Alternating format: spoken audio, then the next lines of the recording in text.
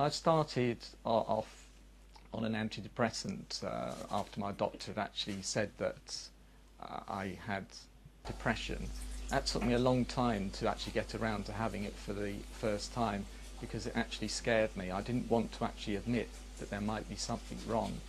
And so I suppose it took me about 3 to 4 months until I got to that point where I was on an antidepressant. At that time, I was feeling that my concentration had gone. I was at work some of this time and I would sit there in front of the typewriter, not being able to think, not being able to write anything. It's a very funny feeling. It's just something really which you can't explain. Oh, thanks, just what's needed.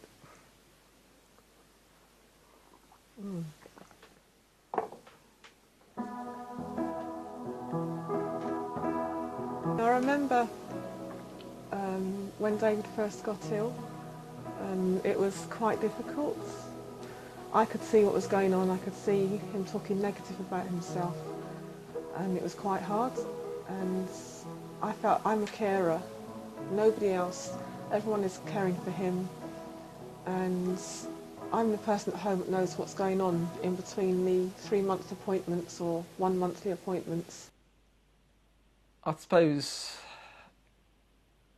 it's easy now to kind of look back and think, well, what are the things which really cause me difficulties? When is it when I might go on a high, or when is it might go on a low? And I've come to realise that it is stress which causes me the greatest difficulty. And so work for me was a huge, great stress. And I didn't really want to finish work, but I had to. And really, that did help me a lot because it took out one of those stresses out of my life. There was this one time when I was on a high, and what I did, I went up to the airport with my wife and I rushed around from desk to desk saying, I want a flight, I want a flight. It was like I was in a very kind of high state, and I went around, wanted somewhere where I could take my wife, and eventually I managed to find somebody, one of the airline people, who booked us a seat, and off we whisked, off we went to Paris. And then in a very short space of time, about a month later, we then actually went off to Rome. This is really very, very unlike me, because I'm one of these people who's very, very careful with money and very, very cautious and plan trips a long time ahead.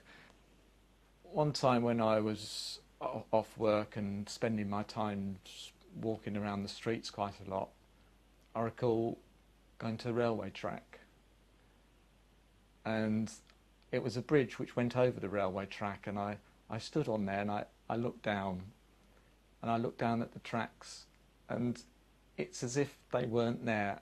I can't really describe how it was.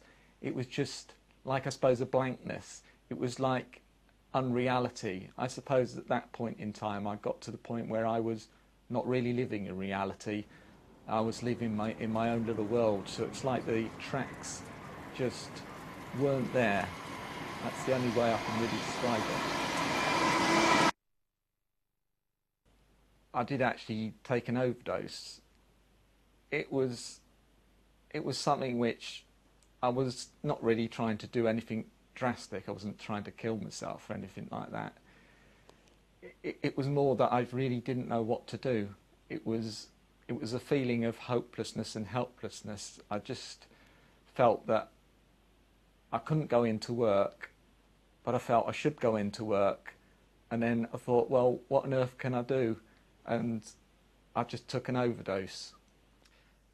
Through my experiences, I've met some of the best people who I've ever met in my life. One of the people I met is Gary, and I met him at a consultation event where the local National Health Service were consulting about some changes they wanted to make to the mental health system in Haringey, and Gary was there, and that was the first time I met him. And yeah, he's a great guy. I'm sort of gradually getting to know him better. With me, I don't know exactly what it was, but I think it's the hours and so on. When I was a security guard, and I was taking Pro Plus as well to keep me going. And I was lashing out, and I was really behaving weirdly. I was just going from security guard job to security guard job. It's been a slow process. I was in a state of shock for about 12, 14 years. But the last 5 or 6 years I've come back down to earth again, slowly. And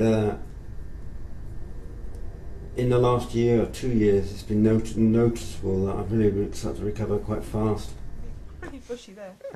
Oh, it's amazing. And the flares. Yeah.